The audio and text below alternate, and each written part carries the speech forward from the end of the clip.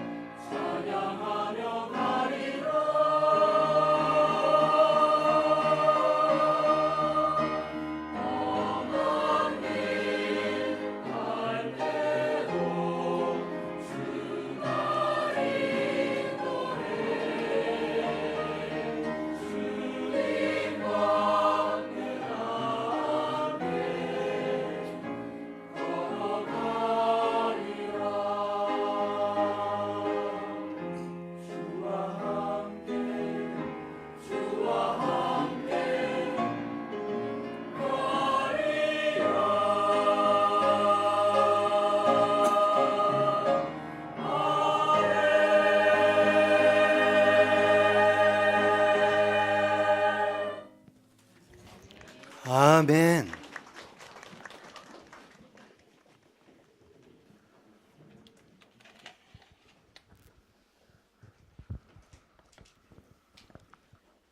오늘의 말씀입니다. 요한일서 4장 14절에서 21절입니다. 다 함께 읽겠습니다. 아버지가 아들을 세상의 구주로 보내신 것을 우리가 보았고 또 증언하노니 누구든지 예수를 하나님의 아들이라 시인하면 하나님이 그의 안에 거하시고 그도 하나님 안에 거하느니라. 하나님이 우리를 사랑하시는 사랑을 우리가 알고 믿었노니 하나님은 사랑이시라.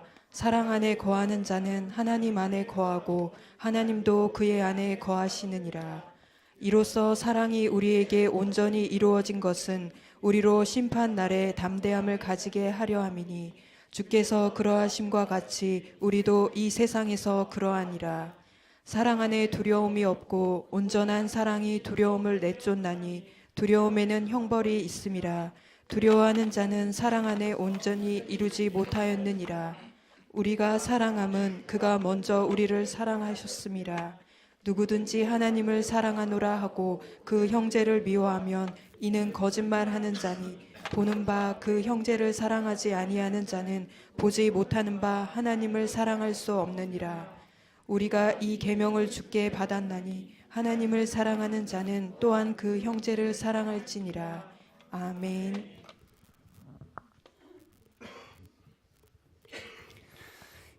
우리가 지난 주간에는 놀라운 하나님의 사랑에 대해서 살펴보았죠.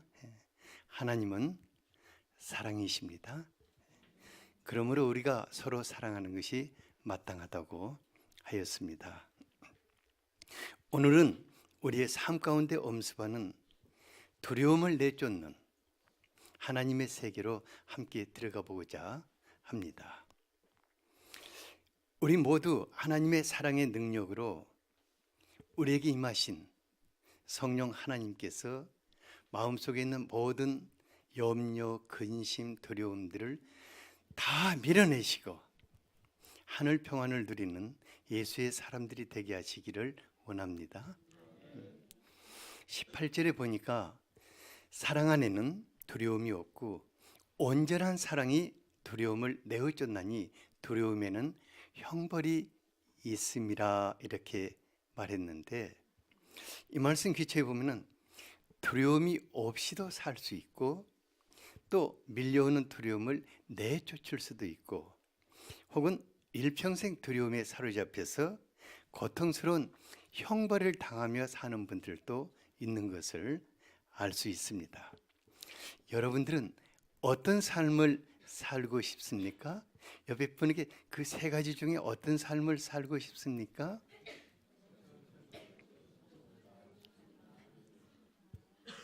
성령 하나님으로 두려움을 내쫓는 그런 평화의 사람들이 될 수 있기를 축복합니다.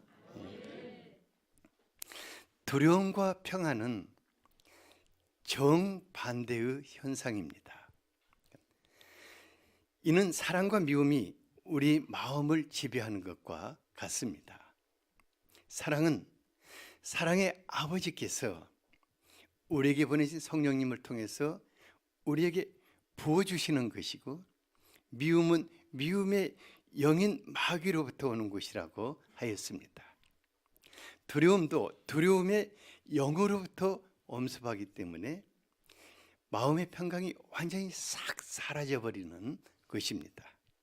하지만 성령님을 통해서 우리 마음에 평안이 임하면 두려움이 어디로 간지 모르게 전부 다 밀려나가는 것을 볼 수가 있습니다.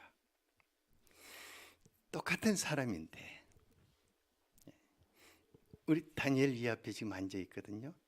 다니엘인데, 그러니까 성령이 주시는 평안이 임할 때는 완전히 얼굴이 평화로워요. 근데 어느 순간 믿음을 잃어버리고 그 마음속에 두려움이 확 밀고 들어오면 마음의 평정을 잃어버리고 염려, 근심, 오만 불안에 다 사로잡혀가지고 제정신이 아니죠. 똑같은 사람인데 그래서 두려움을 형벌이라고 말하는 것입니다. 예수님은 두려워 떨고 있는 사람들을 향해서 항상 오셔서 뭘 선물하셨냐면 샬롬을 선물하셨어요. 샬롬, 너에게 평안이 있을지어다. 왜냐하면 평안이 없으면 뭐가 있죠? 두려움이 있기 때문입니다. 그래서 우리도 옆 사람에게 샬롬을 한번 빌어보죠. 샬롬. 만나면 항상 뭐 좀 얼굴이 이상하다 하면 샬롬 하면서 두려움을 몰아내줘야 할 것입니다. 그러면 우리가 어떻게 순간순간 마음에 엄습해 오는 두려움을 내쫓고 하나님의 평안 속에서 살 수 있을까요? 첫째로 하나님의 사랑 안에 거하라고 말하고 있습니다. 어디 안에 거하라고요? 하나님의 사랑 안에 거하라. 지난주에 하나님께서 우리에게 화목하게 살기 위해서 예수님을 화목제물로 보내셨다고 하였습니다. 그러니까 우리는 하나님과 화목하게 살기 위해서 부름받은 하나님의 아들, 딸들입니다. 그러니까 사랑하는 아버지와 한 가족이 되어서 사는 믿음의 사람들은 정말 행복한 사람들이지 않겠어요? 뭐 때때로 그래요. 좀 마음에 뭐 고통이 있고 좀 눈물 날 지경이 될지라도 하나님을 향해서 아빠, 저 아시지 않아요? 한마디만 해도 그냥 마음이 모든 것이 쫙 이렇게 녹아내려 버리지 않습니까? 그래서 사도 요한은 하늘아버지의 사랑 속에 거하라고 하였습니다. 16절을 같이 한번 읽어볼까요? 시작. 하나님이 우리를 사랑하시는 사랑을 우리가 알고 믿었노니 하나님은 사랑이시라. 사랑 안에 거하는 자는 하나님 안에 거하고 하나님도 그의 안에 거하시느니라. 우리 중에 많은 분들이 하나님의 사랑받고 있는데 나를 향하신 그 사랑이 얼마나 깊고 또 하나님께서 얼마나 나를 끌어안고 계시는가를 아는 사람은 행복할 것입니다. 그런데 사랑이란 것은 일방적이지 않고 쌍방적인 것입니다. 그래서 사랑은 주고받고 주고받고 하면서 점점 더 깊어가고 무르익어가는 것입니다.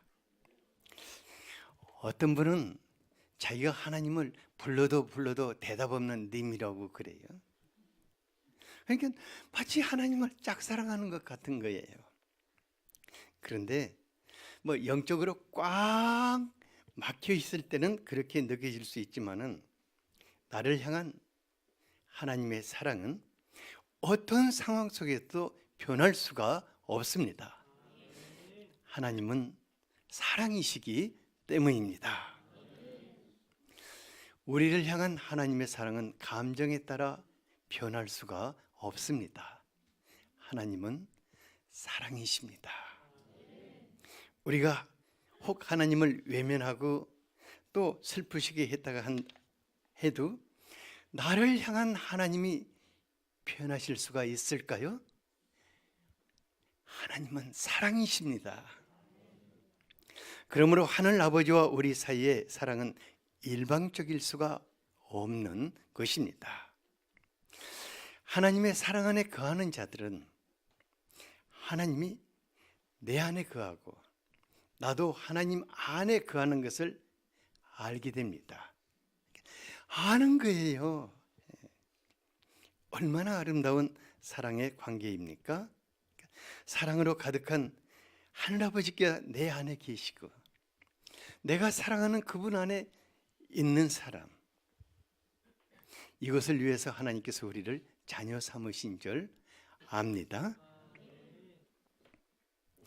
폭풍우가 쏟아지는 어느 날 밤에 오랜 세월 주님과 애면하고 살아왔던 목사님 아드님 한 분을 많이 이런저런 대화하면서 돌보게 됐어요. 그분의 인생 스토리를 쭉 듣다 보니까 너무나 고생을 많이 했어요. 그러니까 아버지가 목사님이었는데 얼마나 아버지가 독하게 아들을 다루어 가지고 나는 그 하나님하고 안 산다고 떠나버린 거예요. 집 나가서. 그래서 그분이 다시 주님께로 돌아와야겠다 싶어서 요한계시록 3장 20절의 말씀을 기초로 얼마나 주님이 당신을 문을 두드리고 계시는가. 오늘 이 밤에 문을 여십시오. 그래서 주님이 당신 안에 들어가고 당신과 더불어 사는, 주님과 더불어 사는 그런 삶을 살게 되면 인생이 많이 바뀌는 것을 보게 될 것이라고 말해 주었어요. 그런데 그분이 내 뒤에 있는 그 창문을 한참 저를 보는 것이 아니라 창문을 응시해 보다가는 갑자기 막 통곡을 하며 울부짖는 거예요. 그리고 나서는 한참 있다, 목사님, 제가 외면하고 살아온 예수님께서 창밖에 비를 험뻑 맞으며 저를 바라보고 있었다고 그래요. 그분이 그날 밤 주님께 마음 문을 열어드렸어요. 그리고 주님과 더불어 살아가면서 삶이 완전히 바뀌어보는 것을 보았어요. 그분 사업하면서 술을 많이 마셨던 것 같아요. 그래가지고 간경화가 되어가지고 얼굴이 막 새카맸었는데 이제 그 후로부터 마음속에 있는 염려와 근심, 죽음에 대한 두려움, 이거 점점 물러나가고 정말 멋진 예수의 사람으로 살아가는 것을 보게 되었습니다. 우리 주님께서 성령으로 우리 안에 사랑과 평안을 부어주실 때 절망적인 우리의 상황과는 전혀 상관없이 그분의 평안과 그분의 말할 수 없는 즐거움이 우리 안에 임하게 되는 것입니다. 제가 이제 많은 분들의 삶을 지켜보면서 한 가지 공통점이 있는 것을 보았어요. 뭐냐면은 하나님을 사랑하는 만큼, 하나님과 친밀하게 사는 만큼 염려 근심도 없고 두려움도 없는 것을 보았습니다. 그래서 두려움은 심리적인 현상이 아니라 사랑과 친밀함의 정도에 따라서 달라진다는 것을 알게 되었습니다. 그러니까 두려움은 심리적인 현상이 아닙니다. 하나님과의 사랑과 친밀함의 정도에 따라서 달라집니다. 여러분 주변을 한번 둘러보세요. 옆 사람도 한번 보세요. 한번 이렇게 쭉 둘러보면은 하나님과 관계가 멀면 멀수록 오만 가지 염려, 근심, 두려움에 휩싸여서 얼굴이 그냥 완전히 찌글찌글하고 하나님과 굉장히 친밀하게 사랑하며 사는 사람들은 보면 정말 삶은 어려운데 얼굴은 그렇게 밝고 즐겁게 사는 것을 볼 수 있어요. 한번 봐보세요. 옆에 분 얼굴이 어떤가. 진짜 멋지다고 한번 칭찬 좀 해주세요. 굿 이렇게. 우리 중에는 우거지 상하고 사는 사람이 없어요. 왜냐하면 하늘아버지의 사랑 속에서 그분이 모든 염려, 근심, 두려움을 다 가져가 버리시기 때문에 그런 줄 믿습니다. 저는 때때로 그래요. 하나님, 우리 성도님들이 하나님의 자랑거리가 되지는 못하지만은 하나님이 이분들의 자랑거리가 되십시오 하고 기도해요. 하나님과 친밀하게 사는 사람들은 하나님 자랑할 것이 많을 것입니다. 두려움이 가득한 세상에서 하나님과 친밀하게 살 수 있기를 바랍니다. 둘째로는 심판까지도 이기는 사랑의 능력입니다. 사랑의 능력이 뭘 이긴다고요? 심판까지도. 17절을 같이 한번 읽어보죠. 시작. 이로써 사랑이 우리에게 온전히 이루어진 것은 우리로 심판날에 담대함을 가지게 하려 함이니 주께서 그러하심과 같이 우리도 이 세상에서 그러하니라. 우리가 하나님 사랑하다 보니까 우리 안에 계시는 성령님이 계속 예수를 닮게 하시고 온전케 하시는데, 그때 우리는 심판의 날에도 담대해진다고 하였습니다. 우리가 심판의 날 매우 소중합니다. 왜냐하면 우리의 인생이 영원합니다. 그 영원한 인생이 바로 결정되는 순간이기 때문입니다.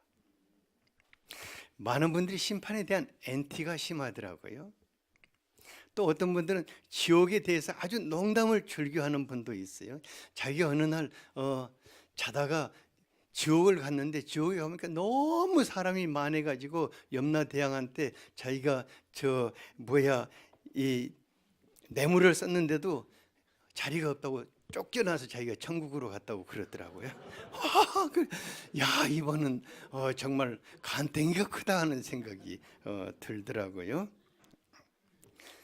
근데요, 심리학자들이 심판이란 것을 종교에서 만들었는데, 절제에 대한 두려움을 심고 복종을 강요하고 또 이렇게 헌신을 강요하는 종교적인 수단이라고 이렇게 말하더라고요.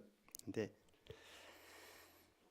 곰곰이 생각해 보면은, 그토록 우리를 사랑하시는 아버지, 우리를 위해서 자기 목숨을 버리신 예수님께서 우리에게 겁주고 두려움 심어서 맹종시키고 우리 인생을 부려먹기 위해서 심판을 얘기하지는 않았을 것 같아요. 예수님은 있는 것 그대로 말씀하십니다. 예수님은 없는 것은 말하지 않고 예수님 있는 것을 그대로 말씀하시는 분이십니다. 성경은 우리에게 심판에 대해서 거듭거듭 경고하고 있습니다. 고린도후서 5장 10절에 보면은 우리가 다 반드시 그리스도의 심판대 앞에 나타나게 되어 각각 선악간에 그 몸으로 행한 것을 따라 받으려 함이라고 하였습니다. 계시록 20장 12절에서 15절에 보면 마지막 심판이 어떻게 진행되는가가 잘 나타나 있습니다. 마지막 날 영광의 주님께서 하늘의 천사들과 함께 강림하실 때 천사장의 나팔 소리가 천지를 진동하며 호령할 것입니다. 그때 죽은 자들을 향해서 다 깨어나라 일어나라 하고 명하실 때 세상에 존재했던 모든 사람들이 부활하게 됩니다. 하늘에서 비행기 타고 가다 죽은 사람이나 행글라리 타고 가서 죽은 사람이나 땅에서 죽은 사람이나 바다에서 죽은 모두 잠들어 있는 자들이 전부 다 그날에는 다시 깨어나서 부활에 이르게 될 것입니다. 근데요, 최후의 심판의 날은 희비극이 엇갈리는 날입니다. 모든 사람들이 심판장 대신 주님의 얼굴을 바라보게 될 것입니다. 주님과 눈을 마주치게 될 것입니다. 주님을 배반했던 가룟 유다도 주님의 얼굴을 보게 될 것입니다. 주님을 조롱하며 채찍질하고 창의 옆구리에 찔렸던 자들도 주님을 바라보게 될 것입니다. 여러분들과 같이 일평생 주님을 사랑하고 주님으로 더불어 살아온 분들도 주님의 얼굴을 마주대하며 바라보게 될 것입니다. 근데 심판대 앞에는요,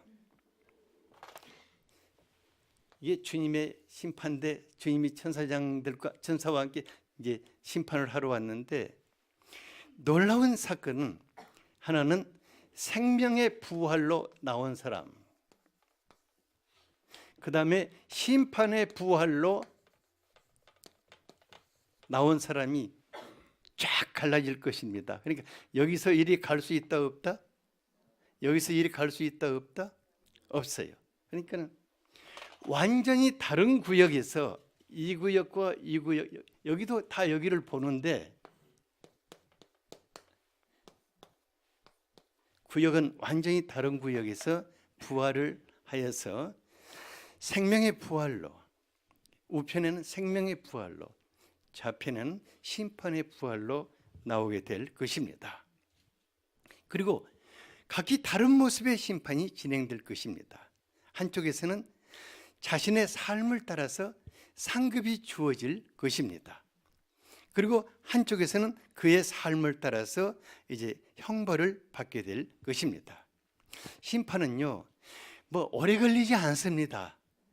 오래 걸리지 않고 아주 동시다발적으로 행해지게 될 것인데, 이제 심판이 진행될 때 한 사람 한 사람의 삶이 담겨진 블랙박스가 영성화되어서 그 사람의 뇌리 속에 있는 모니터 속에 확 펼쳐지게 될 것입니다. 그러니까 네가 어떤 삶을 살았는가를 그 순간에 확 보여주게 될 것입니다. 그래서 아무도 자신의 삶에 대해서 변명할 수가 없는 것입니다.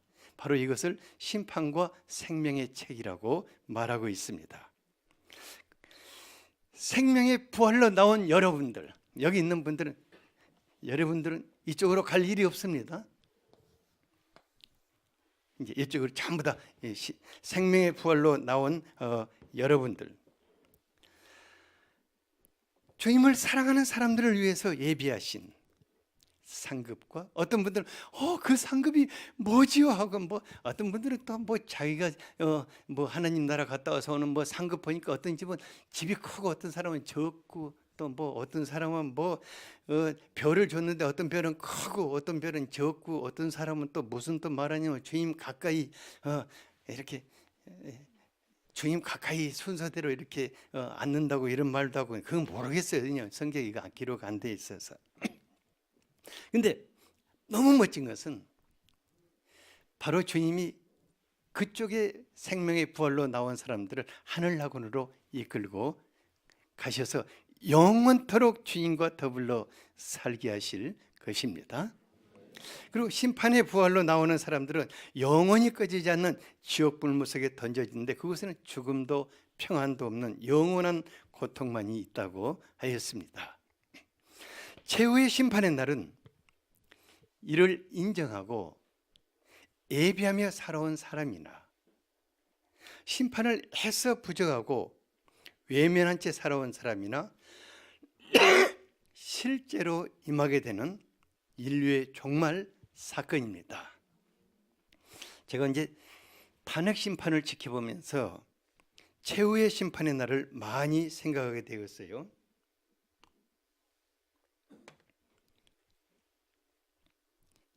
사람들이 아무리 심판을 부정하고 거부하고, 어쩌면 심판의 날 나는 기각될 거야 이렇게 할지라도,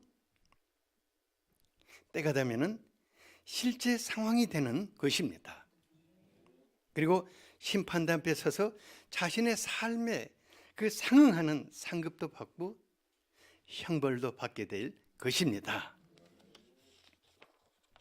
지금 여기 그려져 있는 그림은 제가 성경 전체에 나온 심판의 날과 행해지는 일들을 그냥 축소해서 이렇게 그려놓은 것입니다. 대충 여러분들이 이해하시기 바랍니다. 그때 우리들은 어떤 심정으로 주님을 맞이하게 될까? 주님을 사랑하고 주님과 친밀하게 살아온 사람은 심판의 날을 조금도 두려워하지 않을 것입니다. 굉장히 주님을 기뻐하면서 주님을 보고 웃고 즐거워하고 담대하게 주님 앞에 서게 될 것입니다. 왜냐하면 우리 안에 계시는 성령 하나님께서 주님이 오시는 그 날을 대비하면서 우리를 그리스도의 신부로 단장해 가셨기 때문입니다.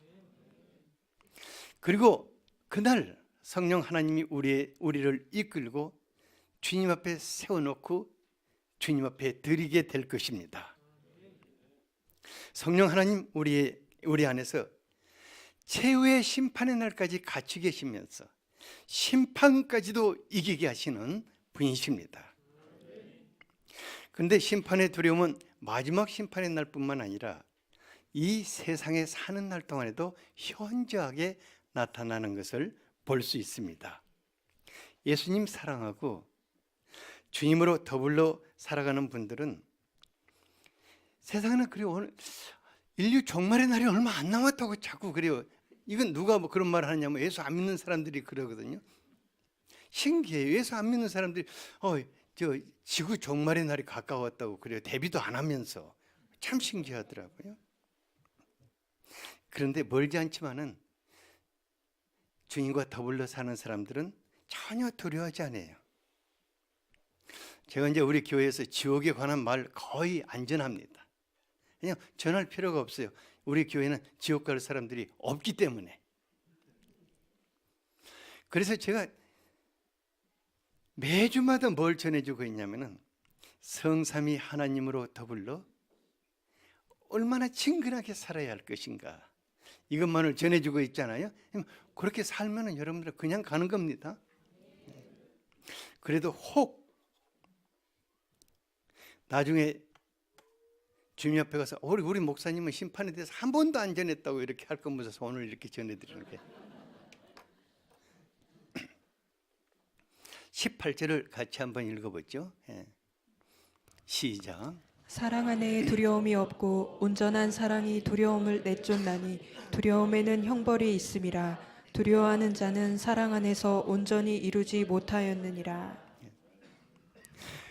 두려움에는 뭐가 있다고 했습니까? 형벌이 있다고 그러는데, 사람이 살아가는 동안 최대의 형벌은 두려움일 것입니다. 사람들이 힘과 권력이 있고 경제적인 기반이 튼튼한 분들은 두려움도 없을 거라고 생각하는데, 물론 뭐 힘과 권력이 있는 사람은 없는 사람보다는 좀 더 나을 겁니다. 뭐 재력이 튼튼한 분들은 또 가난한 사람들보다는 좀 더 삶이 나을 것입니다. 하지만은 두려움은 외부적인 요인보다는, 두려움은 외부에서 나를 공격하는 어떤 그 요인보다는 내적인 문제이기 때문에 동일한 형편 가운데 있지만은 두려워 벌벌 떠는 사람이 있고, 아주 저 사람은 정말 힘들겠다는데도 아주 잠잠하고 평온한 가운데 잘 극복하는 사람도 있습니다. 두려움이 형벌이라고 말하는 것은, 두려움이 한번 딱 사로잡히면은 모든 생각과 마음과 이 모든 것들이 완전히 그 속으로 블랙홀과 같이 막 빨려 들어가는 것을 보게 됩니다. 요즘 감기 몸살 하잖아요. 감기 몸살하면 근육통이 꼭 따라오거든요. 근육통이 오면 어떨 때는 막 가슴을 찌르는 것 같아요. 이런 고통이 있으면은 이때 두려움이 우리 안에 엄습하면, 이것이 가슴을 찌르는 것 보니까 내가 폐암이 됐나 뭐가 됐나 해가지고 이제 막 이게 갑자기 증폭이 되는 거예요. 이 아픔이 막 갑자기 증폭이 돼가지고 온 몸이 막 뭐가 막 지금 막 엄습하는 거예요. 그러면 이제 그때부터 이제 인터넷 뒤지기 시작하거든요. 가슴을 찌를 때 무슨 증상인가 막 이는 이제 막 전부 막 뒤져보고, 그러면 가슴 아프는 어디서 자라는가, 뭐 병원 다, 우리나라 병원 다 이렇게 해보고, 어떤 병원 동국대 병원에 가서 보니까 괜찮다고 하니까 이 사람 완전히 돌팔이 다고 또 서울로 날아가고, 이렇게 해가지고는 그 두려움에 완전히 사로잡혀가지고 두려움의 블랙홀 속으로 들어가 버리는 거예요. 그래서 정신을 못 차리고 오만 돈 다 들이고, 정말 이게 가상 현실이 되면요, 밤에는 그게 또 악몽이 돼가지고 잠을 못 자요. 그리고 낮에는 그 두려움이 그 생각을 딱 정하게 버리니까 내가 해야 할 일을 못하는 거예요. 직장에서 계속해서 그냥 욕 얻어먹고, 오늘 또 병원에 간다고 그러고 내일 또 병원에 간다고 그러니까 직장에서 이제 그만 두라고 이제 쫓겨나죠. 그러니까 막 바짝바짝 말라가니까 두려움은 뭐다? 형벌이다. 가장 큰 형벌이다. 그러니까 성령 하나님이 그 마음에 계시지 않는 사람은 두려움의 영에 지배되어 살게 되는 것입니다. 그러니까 모든 일 가운데, 그러니까 하는 일이라면 모든 일 가운데 이거 잘못되지 않을까? 평생 취직도 못하고 실업자로 살지 않는가? 사업 망하지 않는가? 결혼도 못하고 평생 홀로 살지 않는가? 직장에서 내쫓기지 않는가? 뭐 신불자 되지 않는가? 이런 것들이 다 뭐라고요? 두려움이 주는 형벌인 것입니다.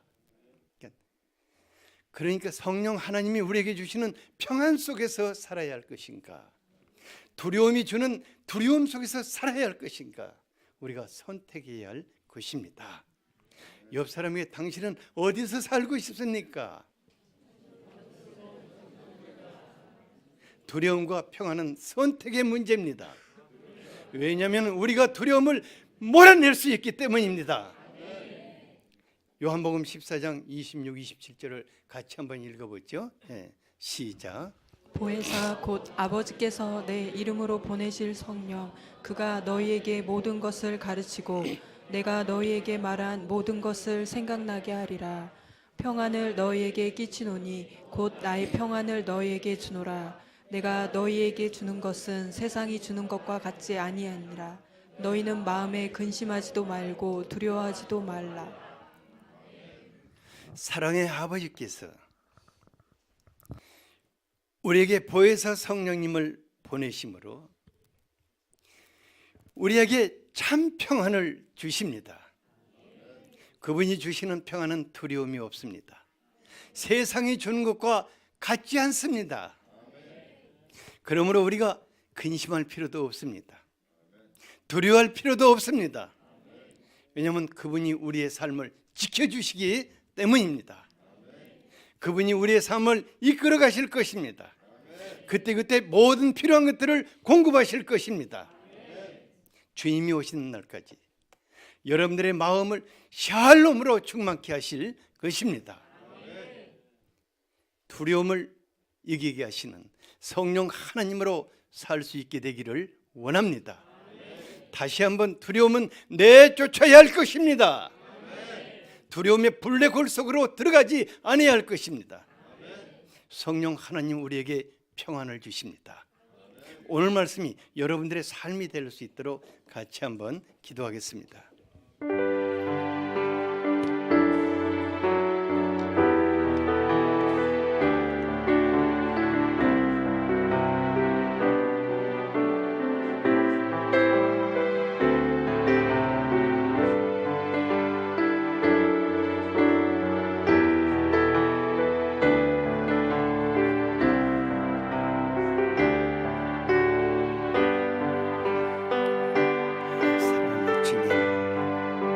당신이 우리 안에 성령으로 같이 계시니 감사합니다.